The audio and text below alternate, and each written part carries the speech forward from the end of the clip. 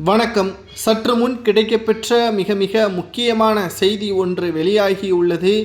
உதயநிதி ஸ்டாலின் அவர்களது காரில் கிடைத்த கருப்பு பணம் கைப்பற்றிய அமலாக்கத்துறை அதிகாரிகள் தேர்தல் நடைபெறுவதற்கு இன்னும் 1.5 ஆண்டுகள் இருக்கக்கூடிய நிலையில் தற்பொழுதே தேர்தல் பணிகளை தொடங்கிவிட்டது திராவிட முன்னேற்றக் கழகம் என்பது நமது அனைவருக்கும் நன்றாகவே தெரியும். ஆனால் பணப்பட்டுவாடா கடைசி நேரத்தில் செய்யப்பட்டால் தேர்தல் ஆணையமும் பறக்கும் படை அதிகாரிகளும் அதிரடியான சோதனையில் பணப்பட்டுவாடா சிக்கக்கூடிய வாய்ப்பு இருக்கும்.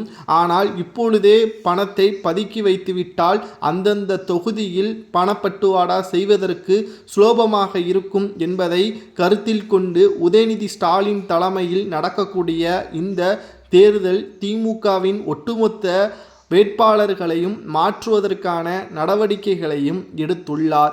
மேலும் மூத்த அமைச்சர்களும் நிர்வாகிகளையும் அழைத்து ஆலோசனையும் நடத்திய பிறகுதான் இந்த பணப்பட்டுவாடா இப்பொழுதே ஒவ்வொரு தொகுதிகளிலும் மறைத்து வைப்பதற்கான ஏற்பாடுகளை துணை முதல்வர் உதயநிதி ஸ்டாலின் அவர்கள் செய்திருப்பதாக இரகசிய தகவல் ஒன்று கிடைக்கப்பெற்றுள்ளது.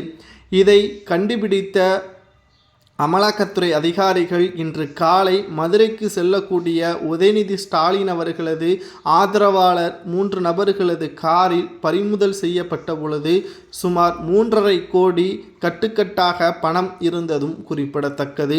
மேலும் மதுரை என்பது அதிமுகவின் கோட்டையாகத்தான் இதுவரைக்கும் இருந்துள்ளது.